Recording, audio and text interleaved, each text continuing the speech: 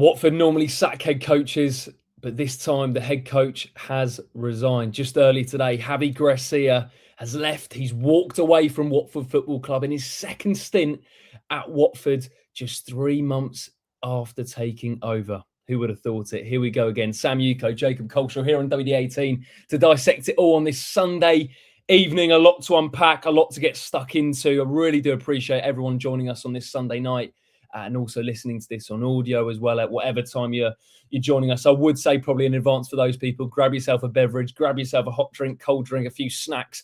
There is a lot to get our teeth into, Sam. It's been a pretty crazy day, a pretty crazy 24 hours if we think to that Swansea home defeat. But really, it all kicked off, didn't it, post-match with Javi Gracia's post-match press conference, what he said, his comments. He made it pretty clear he wasn't happy. And just little over, 12 hours later, reports start to emerge that he's left Watford, and then it transpires that he's resigned after planning to talk with Pozzo after the Swansea defeat. Sam, first off, how are you, mate? A lot to get into. A lot to get into. And yeah, it's been, like you say, a crazy 48 hours. But one that I think we've come to expect with Watford, I think particularly after Javi Gracia's comments in his press conference last night, the writing was on the wall. I think we all knew where this was going, and yeah, it wasn't gonna end pretty for Javi Gracia at Watford. Although we will get into it, it's interesting that he has resigned. Yeah, I mean, I just thought we'll start off on a bit more of a positive note. But in terms of when I found out the news, I just finished doing the Watford half marathon this morning. And I had so many lovely Watford fans coming up to me saying hello, saying that they watched the channel. So thank you so much for that. But more importantly as well, I did the run raising money for Hertfordshire Mind.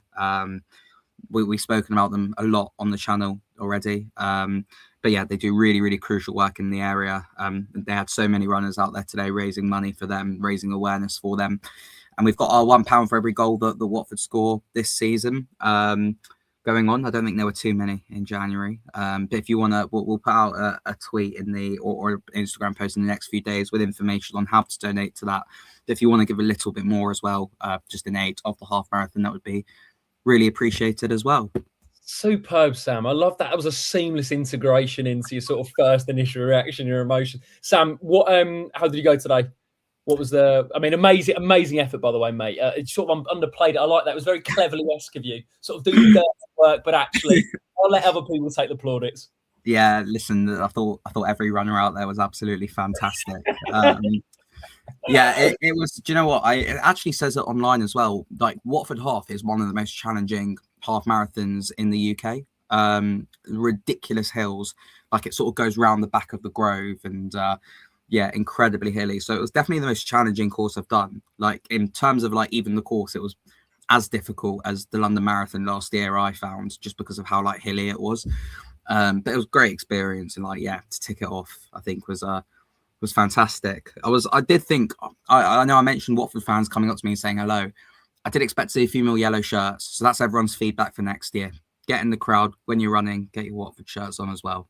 Sam, Jacob, next year, Jacob. Next year, I'll tell you what, Sam, I would do it, but it feels like a marathon supporting Watford at this moment in time. I don't know if I've got it in the locker. I will say, Sam, what time did you finish and what time did you see the news come through? Because if sort of look at our feed, and when we started to sort of see the reports come out that Javi had left, I think we were looking, I think initially it was Ben Jacobs at around just before 12:30. And then you had Sky, you then had Adam Jury confirm it. And then obviously the club confirmed the resignation of Gracia at 12:43 today. So where were you when you saw the news?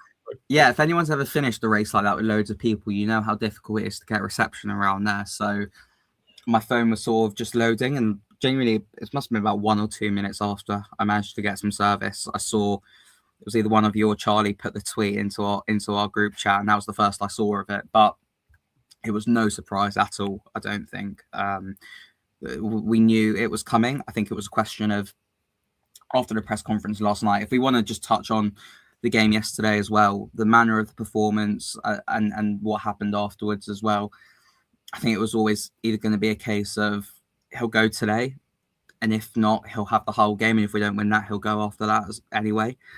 So, yeah, I'm just gutted, to be honest, because things did look so promising, and I know there's a lot of people talking about how Javi's reign has gone. A lot of people were saying that yes, there was 4 or 5, those 4 wins in a row were brilliant, but on the whole, we didn't actually improve too much from Pezzolano. Some people are saying that. Some people are saying it's fully on the board for not backing him. Some people are saying it's a little bit of both. So yeah, we got a lot to get into, but yeah, if we want to go back to yesterday's game, Jacob, what did you make of it? I mean, there is, as I said at the top of the show, there is so much to unpack here. And we really urge any of you who have got thoughts, feelings on it, opinions, will get stuck into them in the live chat and in the comment section. So please do leave your thoughts, whether you agree, disagree, your own thoughts on the situation at Watford, Javi, the transfer window, because we are approaching deadline day, of course, but also we have that whole game coming up on Tuesday, which will now be taken by Charlie Daniels, Dan Gosling, and Adrian Mariappa. And Sam, first things first, I've never seen a club give permission for one of their players to go and be part of the coaching staff at another football club. St Albans, credit to them. St Albans City, Adrian Mariappa is playing there at the moment alongside his coaching role at Watford, and they've sort of wished him on his way to take charge of the whole game on Tuesday. Sam, I've never seen that, and I think genuinely, obviously, Watford is the only club that would ever happen. But that might be a football cliche. You know, I know you're a man who loves a football cliche. Genuinely, I don't think that will ever be topped. Yeah, the first time that could have ever happened. That is a really good point. I'm trying to think if there was any sort of times in the Premier League, like even where there were like out of favour players who went back to an old club to do it. But I can't think of. Yeah, let us know in the comments if there is anyone who did that. But it could genuinely be a first. But I think, correct me if I'm wrong, but is Lloyd Doyley involved there as well?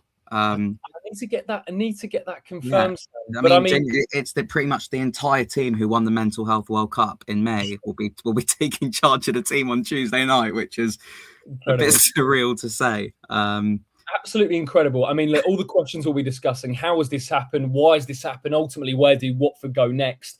I mean, Sam, this is spectacularly unravelled. You know, if we cast our mind back to a month ago today, can you believe it, Watford fans? We beat Birmingham City at Vicarage Road. It was 4 wins on the bounce. And you fast forward to a month later, and Javi Gracia, who was in the dugout that day, has resigned as Watford head coach. I guess the question is, Sam, just to start, what has happened in the last month for this to happen?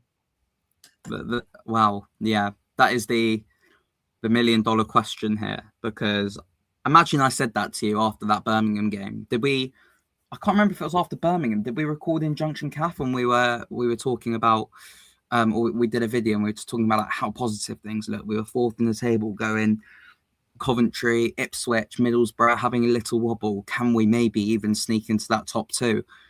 How things can rapidly change in a month. I mean, just everything this month that could have gone wrong, I feel has gone wrong pretty much.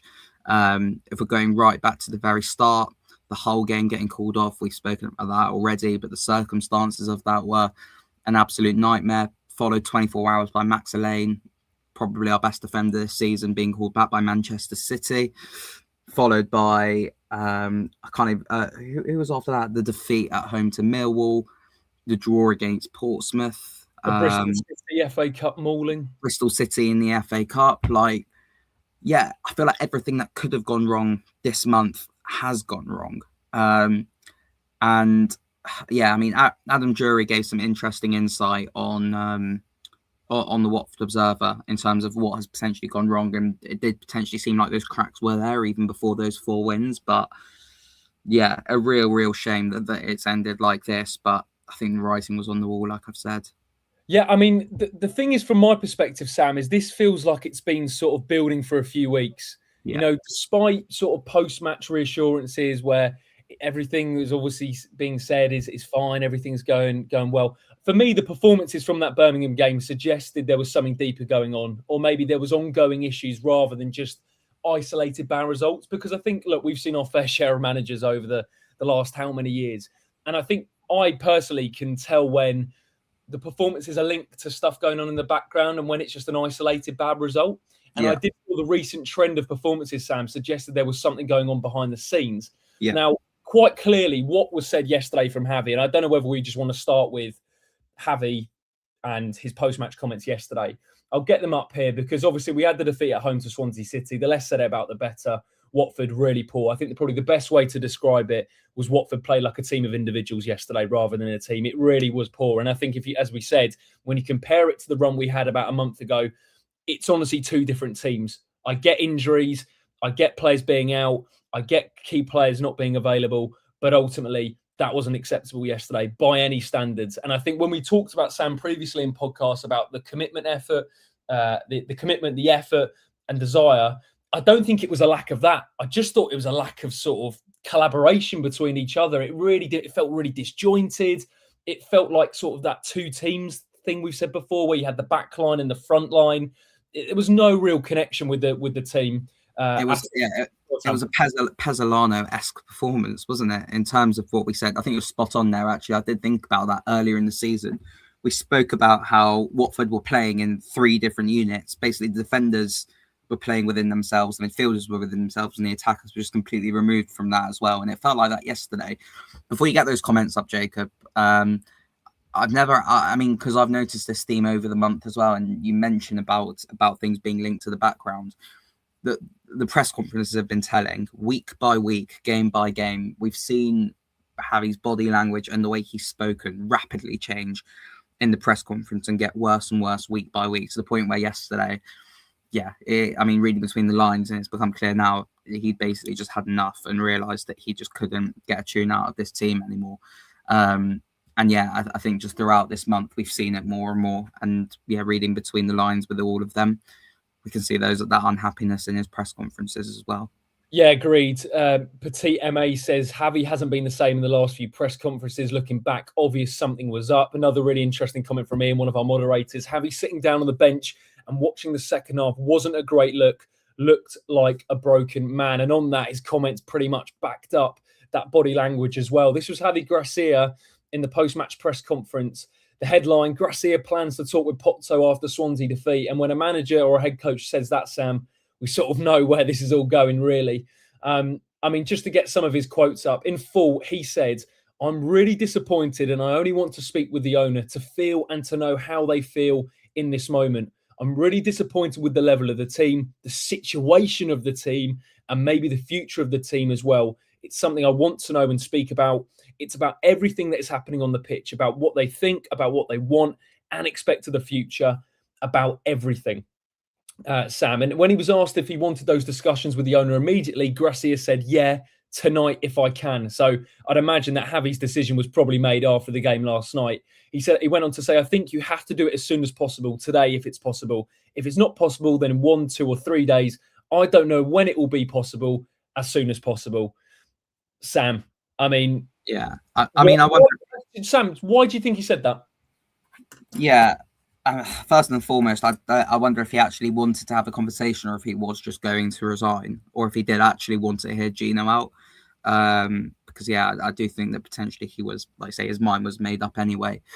Yeah, I don't think he feels that he's been backed. That's a general conversation. If I'm talking from Javi's perspective, I think we know that he... From reading Adam Jury's piece, he wanted a bit more experience in the squad. That's why he kept on playing the likes of Tom Ince rather than Barr and Aaron Kunda, because he didn't trust them.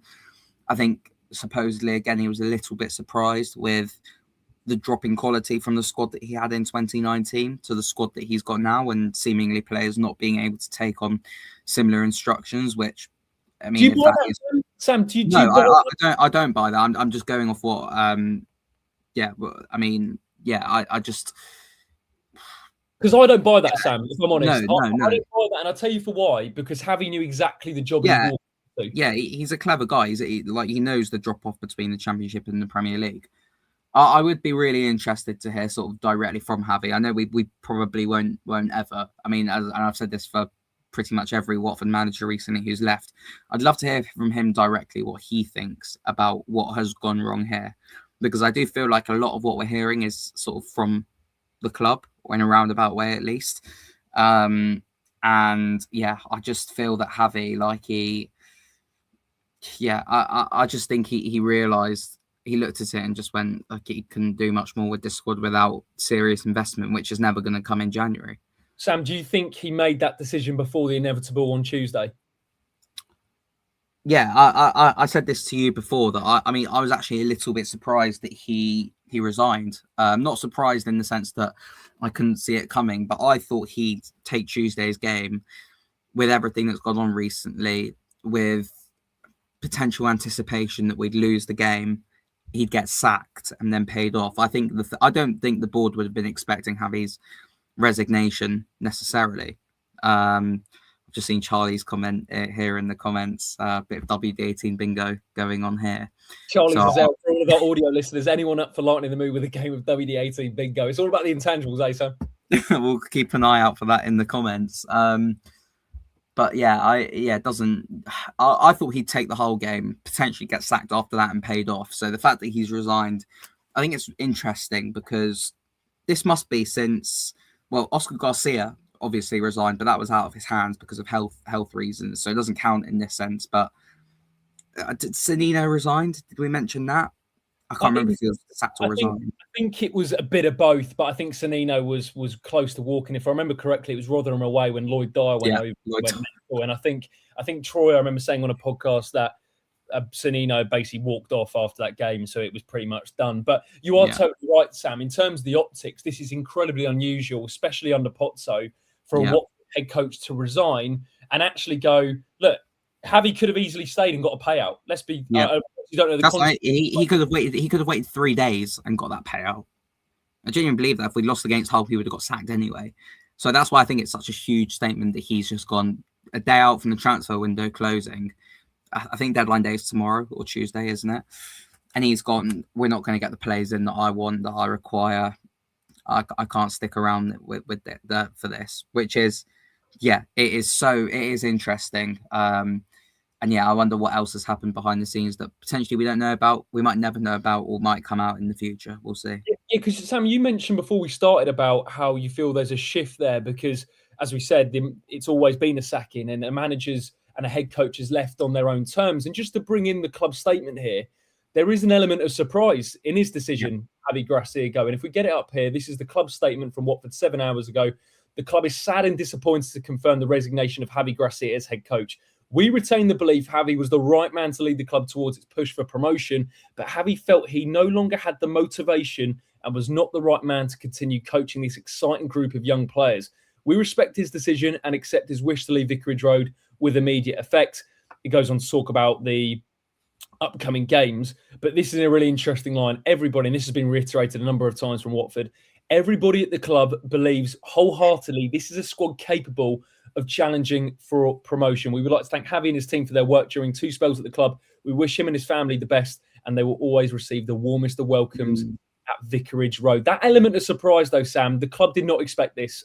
And I wonder, I'd love to be a fly on the wall at London Colney with Gianluca Nani, Scott Duxbury, Gino Pozzo, a penny for their thoughts, because I wonder what they are thinking now. I mean, ultimately, Sam, we talk about, it's mentioned there in the club statement about an exciting group of young players. And I don't think anyone could deny that. You know what? Is this a promotion quality squad? I'd probably say no. Should it be fighting for the playoff positions? Probably yes. Is Javi known for building young players? No. Is he known for control and preferring experience? Yes. So when we talk about the hiring of Javi Gracia, whilst there is that emotional connection, there's that emotional attachment, ultimately he took the job based on that. He would not have taken a championship job. He was out of work. He was with his family. Seemed to be as good as retired, basically. He had a few health issues, and he was probably thinking to himself, do I really need this? And he's got the call from Gino after Petzolano going, look, we need a bit of a feel-good factor back. Are you up for it? He's come back, and clearly whatever he was promised or whatever was committed to him hasn't materialised. Or is that untrue? I think that's very, very fair. I don't think this is all on the board. I mean, we'll talk about this later again, the bigger picture stuff. But the way that you described it just now makes it seem that Javi was never the right fit in the first place to come back. And what was it? It was like 3 defeats in 17 or something like that. But outside of those 4 wins in a row, which is very rare, at the start, it was a bit of a slow start at times. Some performances were incredibly questionable. I look at like Sheffield Wednesday at home, which was probably the worst we've been this season. And then ever since, and then January has been pretty awful as well. So on the whole, performances haven't been great. That's not me almost having a U-turn, because I was singing Javi's praises more than anyone else after those 4 wins in a row. So I think he is culpable to an extent with whatever was I know Max Elaine went back, but whatever was working with the style of play, with the aggression that we were playing with, some of the decisions when it stopped working and teams worked us out a bit to refuse to change, a bit like we saw in 2019, and persisting with the same shape. I look at I don't want to dig him out here at all, but I look at someone like Luka Kiramgor, who's been really struggling in the last month. I don't think it's down to effort issues at all with Luka. I just think he's a young player, first season in the Championship, quite clear. Just give him 2 or 3 games out the team, regroup. We got Dumbia back from AFCON, put him up front and just try something else. But he kept on persisting with the same shape, the same formation, the same rhythm. And teams had worked us out, and he was just so reluctant to change it. So I think to that extent, Javi is culpable. But yeah, I think the timing of this with January is that he probably would have been told that, yes, we'll do what you want in January. We'll bring in players that you want. And that hasn't happened, which is why I imagine he is incredibly unhappy. When we look at his run, Sam, you make a really good point about the form. So when Javi came in, his first game was Sheffield United away. But if you look at that point, and for people who are sort of looking on listening on audio, if you count the wins, then the wins he got at Watford, 2, 4, 6, 8, and then you look at the last 4, Sam, but including that Bristol City game, which doesn't even show up. It's 3 defeats, 2 draws. But I have to say, the last 4 have been really poor performances, back to back to back. So something has happened. That week with Hull, clearly something had happened. I don't know what did. If I'm going to read in between the lines, and look, I'm only going off what we all know. I really felt the Elaine recall has triggered a lot of this, Sam. And I'll tell you for why. Because I think Javi landed on his best team. He had worked out. He'd spent how many weeks sort of tinkering and trying to find that sort of that balance. And he found it with Elaine and Pollock, and the rest of it all sort of started to click. And then when he went, he's probably gone and looked at the board to go, are you going to get in someone who is going to be equally as good, or at least slot in there straight away? Because I've shown really I can get the best from these players. And it's only until, a couple of days ago that Stephen Mafuni, who obviously we'll wait and see, he's a really high-rated talent, but he is 17 years old. He's only played 1 professional game. Javi would argue, is that the level of replacement we had with Max Elaine? Now, that's for everyone else to decide. But I think he does have a point to an extent about that. Now, when we get Adam Jury's article up, it basically transpires from what we're reading from his sources that Javi had been offered multiple players. Harry Mass was mentioned. Soler was mentioned. There was a couple of, that was it, Jordan Zamora, who was in the UK, but Javi turned it down. He wanted someone who could play both sides. But the point is that Javi basically made a point that he wanted a specialist player who can do both. And realistically, you're not going to get that in January. So it just felt like a bit of a power struggle. And I agree with you, Sam. To go back onto what you said about Javi, I think personally we live in a world now where you either have to be on one side or the other. I think both sides can be criticised here. I do feel for Javi in the extent that I don't think we've probably backed him the way we probably should have, considering the way he turned it around in that early stages. But let's be honest, the last 5 results and the performances have been really poor. We're not playing to our strengths. I mean, yesterday, the opportunity to change the game and inject momentum into the game, repeatedly missed recently. The way he sort of phased out some squad players. I don't know whether to make a point to the board is really interesting. We've consistently started on the back foot. When we've had the ball, it's lacked a bit of purpose. I think about the way we've been playing out from the back. That's a clear weakness, which we persisted with, and that's cost us goals. It's cost us momentum. I think of the way the strikers aren't really being served properly. There's been a lot of scrutiny around Kiramgor particularly. But I have to say, Sam, I don't think he's getting the ball in anywhere near the dangerous areas that he should be getting into. And ultimately, that comes from the service from out wide. And ultimately, there is frustration, and there was frustration with the way we're playing, and I completely understand. And there was concerns being voiced. So Javi will have his own point about the recruitment and whether he's been backed properly. Pozzo will then look at it and go, well, I've given you better players than I have over the last few years. You really need to be getting more from the group of players. And I think ultimately both can be true. Javi should have got more from these group of players. Pozzo really should have backed him properly. I know some would argue, well, okay, he's been offered players. But I think both can be true, Sam. We'll get onto the conversation about this being a recurring issue. And what I will say is this has happened quite a few times now, and too many experienced managers have failed to align with the owners. I mean, we can go through how many managers, how many head coaches. There is clearly an underlying issue that resurfaces pretty much at the same point every single season. And that is something bigger. And that's where the criticism on Pozzo is absolutely justified. Yeah. But I think Javi's not exempt here, Sam, in terms of some of the performances we were seeing. No, definitely. I mean, we were sat here a year ago, weren't we? Well, after Tom Cleverley had that whole incident with Tom Cleverley away at Coventry. We had the fans backing him away at Derby. These were all roughly a year ago, I want to say. So I mean, yeah, we've spoken about this a million times on the channel before, but I think you're right. Yeah, it's both parties. I think here are to blame. I know he's like, again, the information that we're getting is that he didn't trust Irankunda and Bar tactically. But yesterday we had three, and I mean, this isn't me being biased, maybe it is a little bit, but we've got three of the best attacking players in the league in Bar, Irankunda and Shafatatse. All three of them are on the bench. Like, you can't expect to win a game when you're giving all three of those half an hour, 10 minutes, whatever. And we're seeing that too many times. And this is what I mean in terms of him being stubborn. The last few games, it hasn't worked. Okay, fine. We had 4 wins in a row. But then when we see that we come up against a really well-oiled Millwall team, and I want to talk about Millwall in a second, actually. We come up against a well-drilled Millwall team. All right, fine. We go again against Portsmouth. We've got a good chance to bounce back. Change it up a bit against a struggling team, against a struggling Blackburn side. Change it up a little bit and let's see what we can do with pace out wide. And he just didn't do that. He was so stubborn. On the flip side of that, like you say, the board, I think, just haven't done enough to back him. And the reason I want to mention Millwall here is I look at, I don't know how many players they've bought in, but I'm going to look at 3 players that they've bought in so far this window. They bought in Anthony Patterson from on loan, the goalkeeper from Sunderland, who got promoted with them last season. They brought in Tommy Watson on loan from Brighton, an incredibly young player who probably won't start games, but scored the winner in the playoff final for Sunderland and again was part of a promotion-winning team.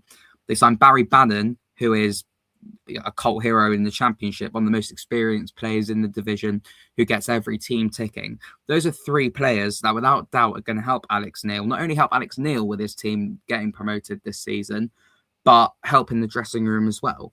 And helping all of those players grow and get a bit of understanding of how to get promoted as well. We've brought in, I'm really sorry, how do you say that? Funi? Is that his name? Yeah. We've brought in Funi, who has he played? He might have played 1 professional game for City before. No disrespect to him, because obviously Max Elaine came in and was absolutely brilliant for us. So we can't judge him. Just yet. We brought in Eduardo Bove, who we don't know when we're going to see him. And at that point, Bove could either be unbelievable or he could just be a complete unknown entity. There's not instant quick hits that Javi Gracia would have wanted to come in and help this team get promoted. We've spoken about this again so many times on the channel before, rinse and repeat. I hate going back to this transfer window, but if you look at what we did in the January of the promotion season in 2014-15, we brought in Ben Watson, experienced player, brought in Matt Connolly, experienced player, and we brought in, was Guediora that December as well? Or was he the it was like February, it was, yeah, and we brought in Adlen Guediora, 3 players there who are absolutely crucial to us getting promoted. And yeah, no disrespect to Funi or to Bove, but they're not going to have the instant impact that those players had. And I think that's why Javi Gracia is equally fuming with those decisions. Yeah, I agree. I think you're absolutely bang on, Sam. I guess then it would raise the questions for a lot of people about what the aim is this season, because I think the line that keeps getting pumped out is we're going for promotion, but then also at the same time, we are missing some. Look, I think a great example yesterday, right, and this sort of backs up my point, is you saw a major difference in Watford's performances when Hex Kipriani's out the team and Matty Pollock's out the team. 2 guys who are both 24, you know, they're our age, they're young guys, but they have how many games of it in the EFL? They have how many games in the Championship? They have how many games sort of knowing this league and knowing this division? And ultimately, we have a lot of young players, but those guys, they play like 27, 28-year-olds who have been around for a long time. We really miss those 3 players that you mentioned with Millwall. Those are 3 great examples of players that we should be looking for. And this is why I do understand Javi to an extent, because you look at some of the new arrivals, he would argue they're either unavailable, like a Bove, Mathuni's too young or not ready to make an immediate impact, Sam. And then you get onto the lines of squad trust, squad selection. I thought the body language in the press conference with Barami, I don't know if you watched that, Sam, in the build-up was fascinating, really, because obviously it was sort of split into two parts. Howie did the first part, Barami did the second part, but Javi's body language was off, and I thought there was something off at the time. But I even look at our team yesterday, Sam. You know, there's no denying we have some really exciting talent, but we lack leaders. We lack players who have that sort of game awareness and game management to go, this isn't working, let's do this. And I don't know how, you know, there's only so much a head coach can influence from the sideline, but at times you feel, come on, lads, someone's got to grab this game. And that was probably one of Troy's best traits, actually. When we were up against the wall, he would get a tackle in, or he'd win a head, or he'd relieve a bit of pressure, Sam. But we don't have players really outside of maybe your core group who can do that. Yeah, that again, I'm just going to go back to it again, but like that 14-15, that core there of Gomez in goal, Cathcart and Angela at centre-back, Ben Watson in the middle, Deeney up front, like they're just pure leadership right there.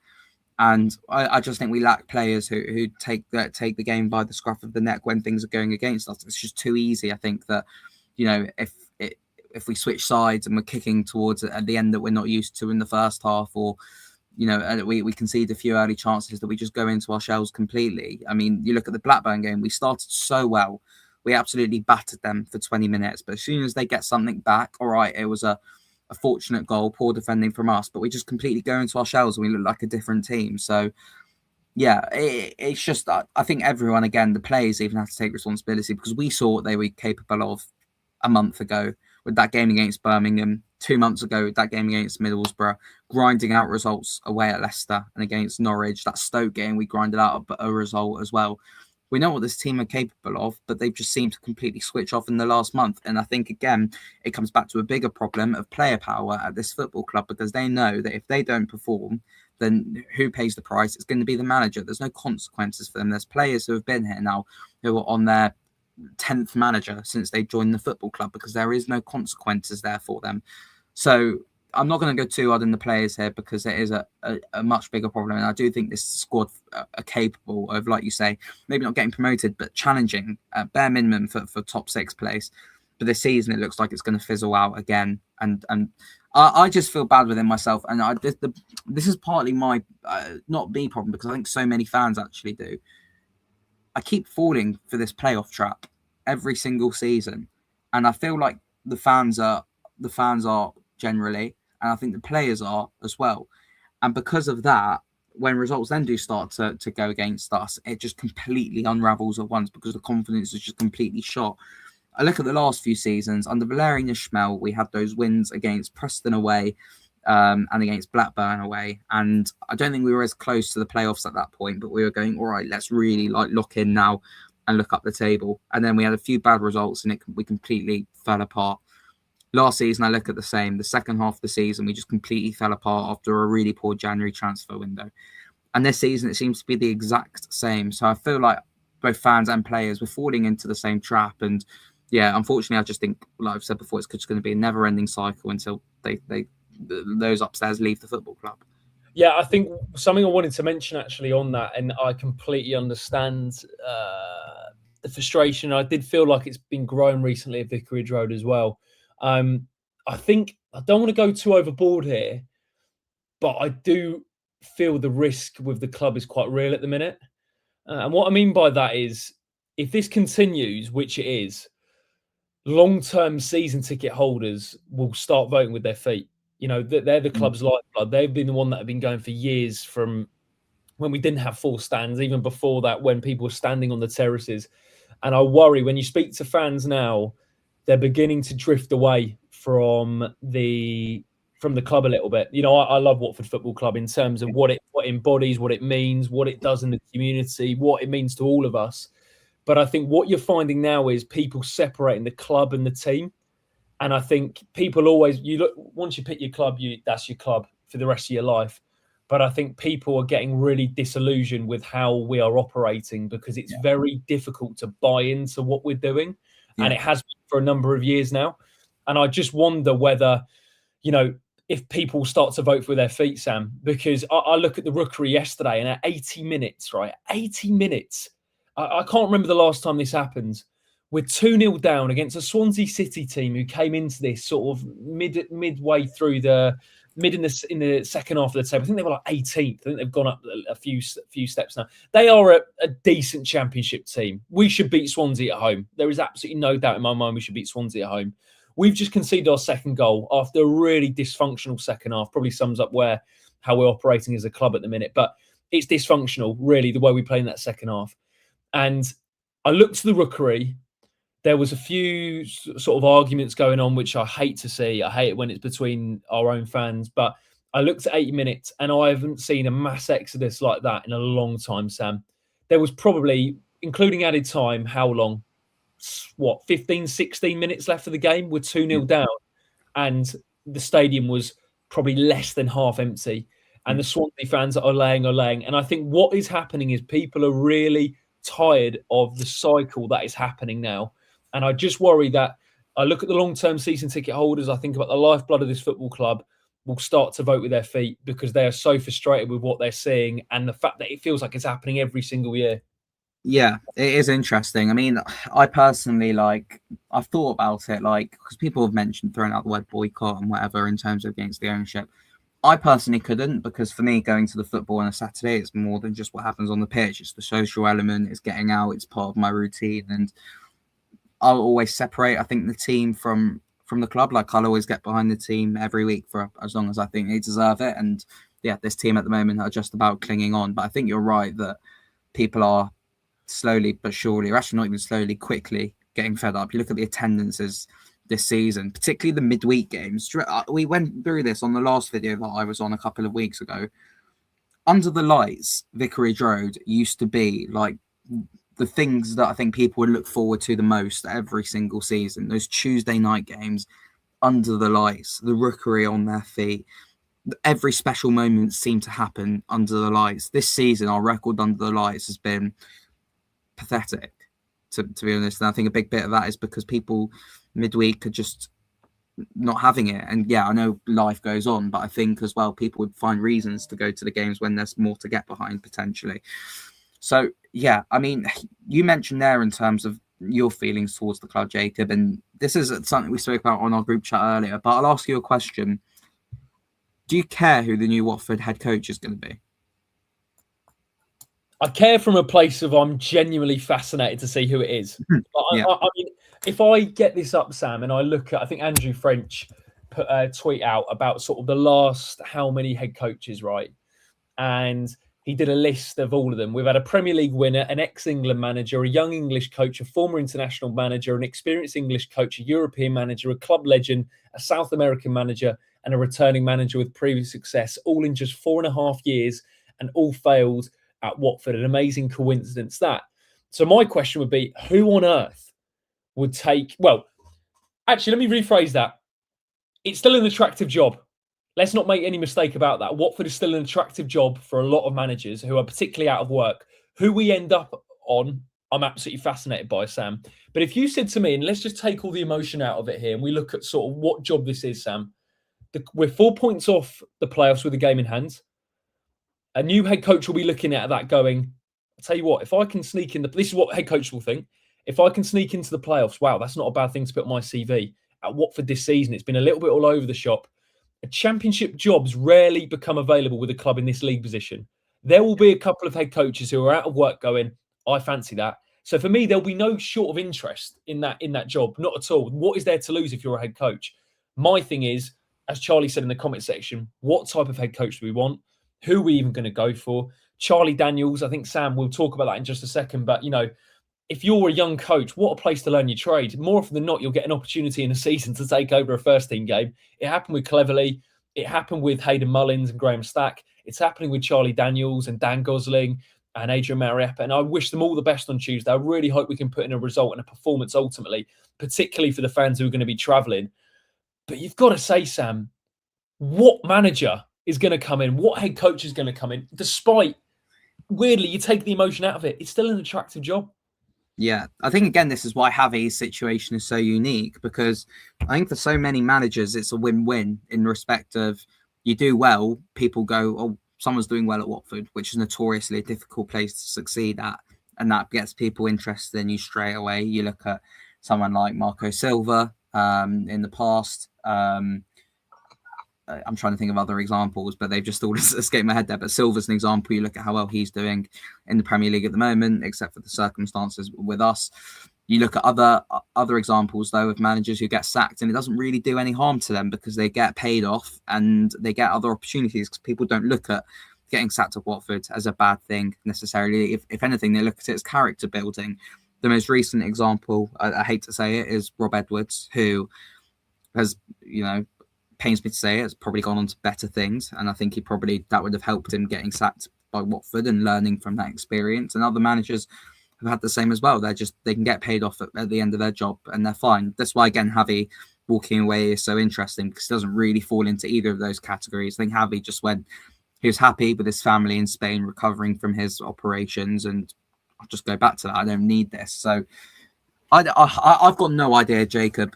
I don't know, because clearly I don't think they're thinking of who's going to fit the profiles of the squad, because they appointed Javi, who doesn't really fit the profile of the squad, albeit he got a tune out of them for 4 games. Pezzolano was an absolute disaster. I don't want to go back to it again, but Cleverley was like the perfect fit. He was ideal for what we wanted, wasn't it? It was good. It was like okay football. It was someone who had buy-in from the fans. It was someone who was developing young players. And we just completely threw that away for this, which isn't any better on the whole than what we saw last season, particularly post-January. It's not going to be any better as well. That's why I go back to the question, do you care who the new head coach is? I don't. I don't care, because what's the point with this ownership in charge? No one will succeed at this football club. No one will.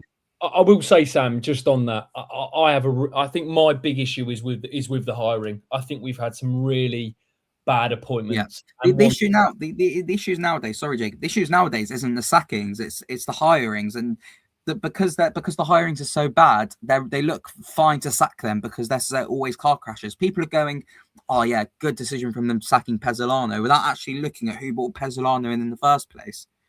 It's just a joke. This whole. No, I agree. The hiring is the major issue here, and that's why I wanted to bring in Adam Jury's article, which we mentioned at the top of the show. This was sort of the first real inside story on Javi Gracia's resignation as Watford head coach. The bullet points from Adam, if I get it up on screen here, before we go through the article, it's like an English exam, isn't it, Sam? We go sort of in analyze, point, evidence, explanation, all that jazz. Adam said the key bullet points: declining demeanour from Javi, very different job to last time, thorny transfer window, players training separately, told Pozzo that Iran Kunda wouldn't start, inside Javi Gracia's resignation as Watford head coach. Now, Sam, jump in at any time, but I think it's really interesting to go through this, if I can get it up on screen. Hold on. Because this is, as I said, the first sort of inside story of this happening. So Adam goes on to say, and I really recommend you give this a full read. It's a fascinating one from Adam Jury, the Watford FC reporter for the Watford Observer. Javi Gracia's demeanour over the last fortnight means that his news of his resignation as Watford head coach on Sunday lunchtime has not in the end come as a major surprise, which does feel like a slightly different tone to the statement, but that might just be me. It was considered possible that Gracia would walk after the 1-1 draw with Portsmouth on January the 21st, Sam, when he was extremely downbeat at his side's failure to respond to the 2-0 defeat to Millwall 4 days earlier. Now, I remember coming on stream, Sam, and we talked about the performance, and Javi was absolutely despondent at the start we made against Millwall. I don't think he could actually believe what he saw in terms of how slow we were. Millwall set the traps, we played into them, and I think that really goes back to what I said about sort of in-game management. We talked about the way we played out the back that day, and there was no variety, there was no variation to our play. And then the draw with Blackburn last weekend, Adam goes on to say, did not change his mood, and the tame response to falling behind against Swansea on Saturday sealed the deal. He did not want to continue. The question is how things have unravelled so quickly, Sam, as we said at the top, from that Birmingham win. The 55-year-old truthfully did not need this job. He has enough money after exits from Watford, Valencia, Al Sadd and Leeds United He was happily enjoying family life in Spain and had only recently recuperated from broken ribs and hip surgery. But surely the club would have known that when they appointed him. I mean, yeah, it's baffling. Like, that's all common knowledge, by the way. Yeah, and like knowing that he might not necessarily want this job, but having a lack of motivation. I mean, I don't want to compare them at all because they're miles apart in terms of the feeling towards them with Watford fans. But the way this looks is a little bit Roy Hodgson and Claudio Ranieri-esque in terms of they didn't need the job. There's no motivation for them to improve. There's no motivation for them to go, all right, if I don't do well at Watford, where can I go next? Where can I learn from this? For them, it's just almost the next, the one final pay. I hate saying that because I don't think Javi is anywhere near in the ballpark of those two, particularly Hodgson. But that's just the way it's being painted a little bit, if you know what I mean. No, I agree. Because ultimately, Javi, it sounds like he's came back because of the emotional attachment that he had with Watford Football Club. We talked about the FA Cup final, the highest ever Premier League finish. In doing so, he patched up lingering issues with Pozzo and hoped essentially to get to work on recreating the success of his first stint. Now, we know that Duxbury came out and has said that it was the biggest mistake sacking Javi in the first place.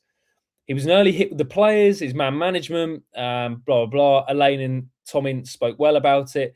Privately, though, Gracia soon realised that this was a very different job to the one he'd been sacked from in September 2019. While Watford's squad is stacked full of young quality and potential, Gracia found the difference in standard and tactical awareness between this group and the elite ones he has coached previously difficult to deal with. I mean, I'm flabbergasted that he didn't know that before he walked in. He knows. He would have looked at the squad before he boarded the flight from Spain. He would have known the squad and the players he's working with. But there we go. Yeah. Capoue, Hughes, etc. For example, this is really interesting line though, Sam. Whereas the likes of Etienne Capoue, Will Hughes and Roberto Pereira picked up advanced instructions comfortably, the same cannot be said for Kwadwo Bar and Nestori Irankunda. Interesting that, because Bar managed to do it with Tom Cleverley, but Ince, who he felt understood what he wanted, became a trusted starter. Yeah. It's.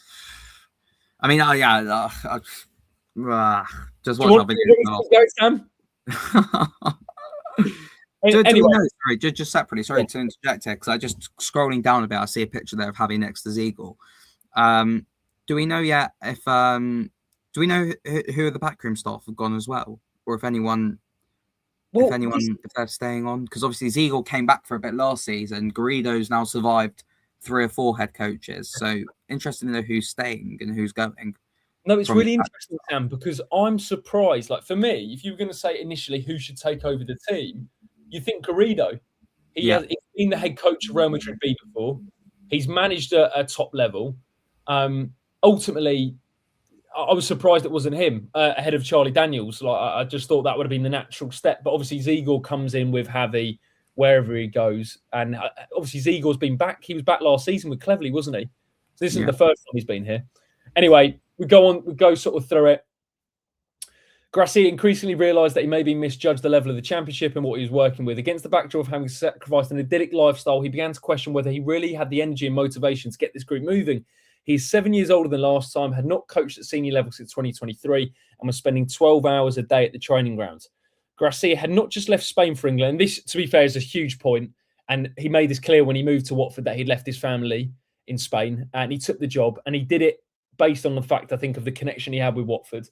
But also he moved away from his family, leaving his wife Mariella, eldest son John, and twins Mikel and Inigo back home. And it is not considered a coincidence that 4 wins over the festive period were achieved when his family was staying with him in the UK. At a time when Gracia was able to call upon Georgie Chapfordazzi from the start, Max Laneform Pete, Othmane Mama was flying the presence of his family, also put a pep in his step. Then we had the whole week. And again, sorry, I'm reading this article, but there is a lot of really interesting info in this, and we want to give both sides of the story. And I'm sure Javi's side of the story will come out one day. They were not a whole city, a day that popped the bubble of energy and hope that had been growing, and travelled home shortly afterwards. That week also coincided with the start of the transfer window, and this really, Sam, I think, is the crux of really what this is all about, because the family stuff is massively important. But Javi knew when he took the job he was going to have to leave his family. So that was obviously something that he sort of weighed up. Can I do it until the end of the season? and he's probably assessed, okay, I can. But crucially, he was only going to make these sort of sacrifices and come back into work is if he got what he wanted. This is the crucial bit. Gracia and the hierarchy had different visions for the way the window should play out. The head coach pinpointing the profiles he wanted in the door early, and the club keen to stick to a model that has seen them generate riches in transfer revenue. Hence the signing of Eduardo Bove, because if he lands in terms of form, there'll be a massive turnover. We've got him on a free transfer. They do not much like investing heavily in January, but despite Gracia's public protestation, were prepared to do early business. It is known that the former Watford head coach was offered Udinese defender Sabo Gogolachitsi at the beginning of the window, turning him down then before agreeing to his signing in the last week. Harry Amasu has gone to Norwich, and Julio Soler were also on the table early on, while Udinese left-back Jordan Zamora, who has experienced a winning promotion, was in the UK and ready to join. Gracia rejected all three, according to the report, requesting a versatile fullback to debutise for Ngaki and Bola, Sam. Yeah. I suppose this is why as well James Morris has been holding on, poor guy. I feel for him. I really feel for James Morris, and I really hope that goes through tomorrow, because I imagine he's been told to just stick around and see what happens now and say we'll sanction the deal if someone comes in. I really feel for James. I think it's gone under the radar a little bit, actually. That fair play to him. He wants to go out. He wants to play football. He wants to prove himself in a division below. And yeah, unfortunately, just because of the planning this transfer window, he hasn't been able to do so. Just to add on Harry Amass, actually, I don't know the full circumstances, but I actually believe he's now out for the season. I think he got injured in his first Norwich training session, so I think he's heading back to Man United. So just thought I'd add that in there. No, you're spot on. I'll try and get through the rest of this because there's a lot to unpack, but you can sort of see where this has happened.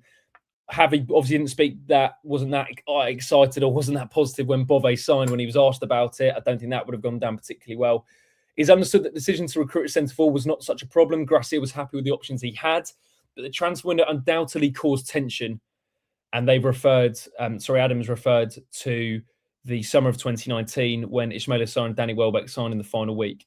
Gracia thought things might have been different this time. Clearly wasn't. As Charlotte says, Gracia and the hierarchy had different visions, full stop. Interesting this, Sam. Gracia was clear to Pozzo that Iran Kunda would struggle to start a match for him. Such was his distrust in the youngster's tactical ability, while Barr also didn't start after returning from injury at the beginning of the month. Well, the higher-ups and indeed the fans, like we mustn't forget that, fans were calling for Barr yesterday to come on, would rather their most prized assets were not warming the bench. They were content and satisfied while the team were winning games, placing trust in the team. Didn't go unnoticed that Georgie Chatfordazzi played 50 more minutes. So anyway, it goes on, and I will let other people sort of read the rest. But the main crux of it, Sam, was the background stuff, but clearly the transfer window was the reason this has all unfolded spectacularly in the way it has. Yeah. Any other thoughts on that article you read earlier? Yeah, the similarities between what happened in 2019 to now are, it's pretty much exactly the same what happened, isn't it? In terms of how being dissatisfied with the transfer window, a stubbornness to change the shape, and it being both sides again. So, yeah, unfortunately, it's no surprise that it's ended this way, I don't think. But yeah, I do sort of. I really wanted Barr playing. I said that earlier in the video. I wanted Iran Kunda playing. I think they're two fantastic talents, brilliant players. Barr just hasn't had a run of games so far this season because of injury, and then he just hasn't been trusted to start when he has come in. But those are the three different players in there. I look at our sort of five wingers, and you look at Ince, Vata, and Marma, and the way that they can track back and do that defensive work versus Barr and Iran Kunda, who perhaps are less renowned to do that, which again just makes it interesting that they brought in a manager whose profile is to have defenders who track back. So they brought in a manager whose profile doesn't fit the profiles within the squad as well, because it just baffling. Just the way that the squad's been. I've praised the squad, but the way it's been built versus the managers that have been brought in so far this season in Pezzolano and Gracia is just bizarre to look at. Yeah, it's misaligned, isn't it? It just feels quite quite dysfunctional. I mean, Sam, looking ahead to the future, I will get. Do you know what? Before we do that, I'll get a few comments up. Unless Sam, you want to call it the head, but I think there's still a little bit. There's still a bit more to unpack. Just there's loads of comments coming in. And I really, really do appreciate everyone joining us on this Sunday evening. Hopefully, it's been a bit cathartic, therapeutic in some sort of way, and hopefully, we haven't chewed your ears off too much. I know I did a lot of talking there. Yeah, we talked on the Swansea defeat, Iran Kunda red card. To be honest, I thought Sam, I thought the red was harsh. I think it's red card. It's a red card. Oh, Sam, come on. Why is it? It's a yellow. It's a yellow, and you move on. The Swansea player's gone down. Look, the Swansea player's bought it. He's holding his face. That for me, the referee is bought into the reaction and him holding his face. When you watch it back, he's nowhere near his face. I don't know. Even still, I mean, regardless of whether it is or not, it's not excellent. Yeah, I mean, he's given the ref a decision to make, which is just immature, and we're going to miss Iran Kunda now for 3 games. And yeah, he'll come back strong without doubt. But I imagine he's kicking himself, because you imagine Gosling, Maps, and Charlie Daniels will come in with the remit of get the fans on side, play a bit of attacking football, and you'd imagine Iran Kunda would have started because of that against Hull on Tuesday night. So unfortunate for him. Yeah, it's a red card, and I do think that it was an element of pent-up frustration for weeks and weeks of not being given an opportunity to start. He's then given a start when given a chance to come on when the game's pretty much dead, because at 1-0, did he come on at 1-0, wasn't it? I think. And at that point, we were never going to get back in the game. Like I'll go as far as saying this, that the reaction after we went 1-0 down yesterday was as pathetic as when Blackburn scored last week to make it 1-1. It was soft, it was weak, it was no reaction at all. And I think just because of that, and yes, Iran Kunda's going to have to get more mature and he'll learn from this, I hope. But yeah, I think it's just weeks of pent-up frustration and game state as well. So yeah, it's his fault, but I do feel for him a little bit. Yeah, for me, it's a yellow. That doesn't mean it wasn't stupid, and he shouldn't be retaliating like that. And ultimately, if I'm an opposition player, I know if I go up to Iran Kunda and push him, he's gonna, and he did it right in front of the ref as well. Which look, Cullen's absolutely played him there. And as you say, Sam, that was at 1-0, and I think as soon as that happened, it was a lot of pent up frustration, as it was at Portsmouth away when he got taken off by Pezzolano and he lost it. I saw Loser sort of chatting to a fan there was something going on by the tunnel. Then the Iran Kunda stuff started to take it down the tunnel as well. Vitor Matos came on the pitch.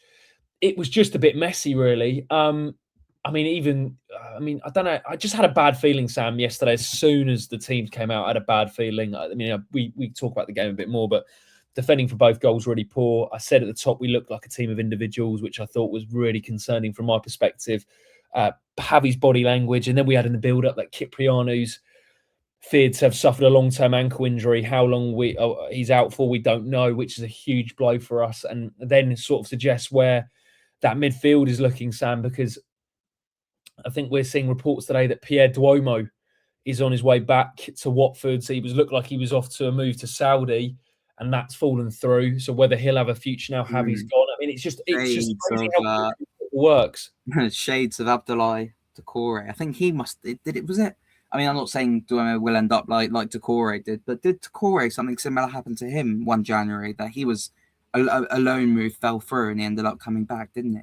Yeah, it was Lorient, if I remember correctly. Yeah, would have been January 2017, and he was about to go to Lorient, and in the end, he stayed at Watford for that season under Mazzari, and then obviously next season had his breakout with Capoue and Chalobah, and the rest is history. Really, it's amazing how football works like that. Sam, I'm going to throw a few comments over. Let us know. Thanks so much to everyone who's watching. Leave a like on the video if you're enjoying it as much as you can. Subscribe to the channel. Comment down below your thoughts. And also, if you're listening on audio, drop us a review. It does really go a long way. I'm going to go right to the start because, we have had some serious amount of comments yesterday. Ian says, realistically, the possible outcome after that diatribe performance yesterday and Javi's comments afterwards, totally disappointing and makes Hull an even harder game. Ben says the sangria over here just isn't up to scratch. I mean, that will be the last time we hear that song, Sam, at Watford. Got it. No, you never say never with this club. See you in 5 years. Now, Jason says team is just not good enough. Far better teams in playoffs Had my season ticket for only 3 years now, but been diabolical every year. In the last 3 years, don't renew your season ticket. Clear who the problem is here, Jason. But September, too harsh. there's a huge fundamental problem with the owners of this club. Yesterday's performance and decisions were diabolical, to say the least. I don't blame Javi for stepping down. Simon says he's probably gone in there and told them that they're trying to reach the Prem with a squad that will never make it. The club just needs to either spend more money or accept the level we are at. Charlotte says, so sad it's ended like this. Javi has shown himself to be a man of honour and integrity, which is a lot more than you can say about the board. Good evening to Aaron. Jack says, I'm just happy he left on his own terms. Richard says, here we go again. Watford imploding in January. What a surprise. That's a really interesting point, Sam. It does feel like it happens every year at the same time. Every single January. Why do you think that is? Why do you think that is? It's the transfer window, isn't it? I think it's just after the Christmas games when the dust has settled in terms of where the team are in the league. Are we going to be able to push for playoffs if we really back the team? Things just become a lot more apparent in January, I think, in terms of the club ambitions. Just to wrap up the video though, Jacob, 2 things. One thing to do just before we do our predictions for the whole game on Tuesday night.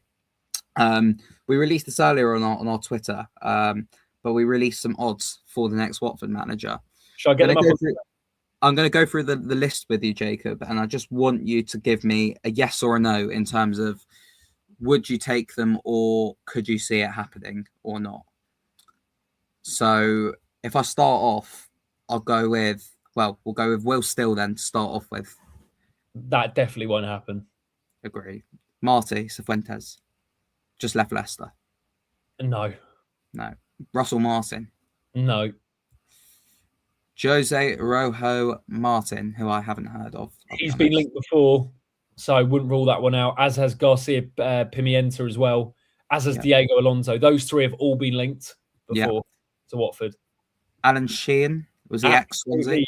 Absolutely no chance. Yeah, we'll skip out that name over there. I'm not even going to talk about Nathan Jones. Vitor Pereira. I assume that's Vitor Pereira. I could see that. I could see Vitor Pereira. Do you know what? I saw that name on the list and went, that is very Watford and very much would end up him exploding with the board, I think, at some point. Gary Rowett, David Wagner, Kevin Muscat, Michael Beale, Steven Gerrard, Wayne Rooney, Ole Gunnar Solskjaer. I mean, there's loads. Absolutely. Like Carlos Corberán, your favourite, Sam? Oh, well, yeah. Oh, bring him to me. I did have a look at Claude Puel, who I have mentioned a few times on the channel, but I believe he is actually in a job at the moment in France. So have to entice him away. My prediction, though, is I do think like Daniels and Gosling would just end up getting it till the end of the season. And then we'll reassess in the summer. But anyway, their first game on Tuesday night away at Hull, the rescheduled game. Jacob, what are you going for prediction-wise? I think we'll get a point. That's my hot take. I think we'll get a point.